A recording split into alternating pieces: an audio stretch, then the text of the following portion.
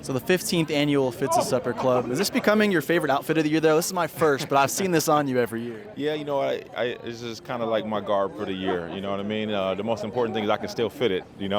I got to make sure I can be able to fit it too. But no, it's great to be able to have this event, be able to come here every single year, and thankful for the collaboration with my partners, Dominic's and the Masters family, and so many of our sponsors, to continue to show up and support.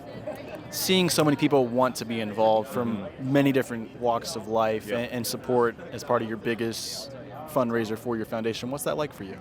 It's really humbling.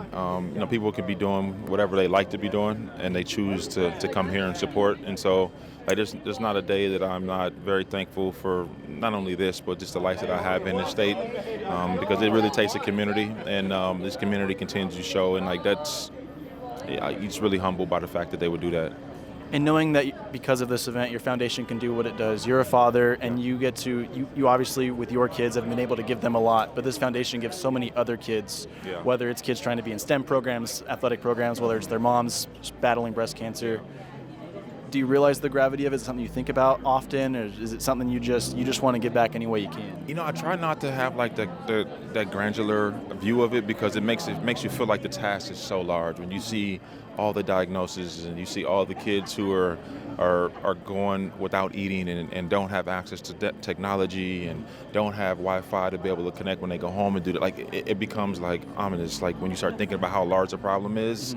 But then I try to bring it down and really distill it into the things that we can actually do to help, right? And that kind of gives me more courage to be able to, hey, every single year we do an event like this, we can ratchet our budget up, 10%, 15% to be able to kind of widen the aperture to be able to do more. And so that gives me a lot of hope. If anyone goes to your foundation's website, there's so many different organizations you're involved with. It's got to take a good team around you, right? Because you're already everywhere. I see you at high school games. I see you all over. How do you manage that with your team, just being involved in so many different things? Well, it's hard to be able to understand what's going on in your community if you're not actually in the community. If you're not in South Phoenix talking to nonprofits who are tackling really complex issue and they losing funding from DC, there needs to be a stopgap for those type of organizations, and organizations like ours are able to help bridge that. And so there's a lot of ways you can kind of understand it, but I think the best for us is to actually just show up. I need to be on the west side and spending time with organizations. I need to be in these places where communities are being affected, and that's how I kind of hear the stories and I understand what the needs are. Last thing, I want to go back to this. Do you ever put it on when you're just cooking food at home, when you want to really chef it up, or is it only for this event? If you need me to boil some water, I got you.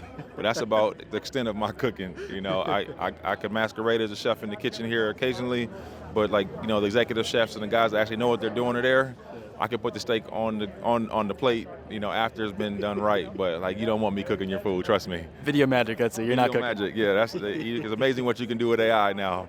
All right, Fitz. Appreciate it. Thank you very much. Appreciate yep. you. Have a wonderful night.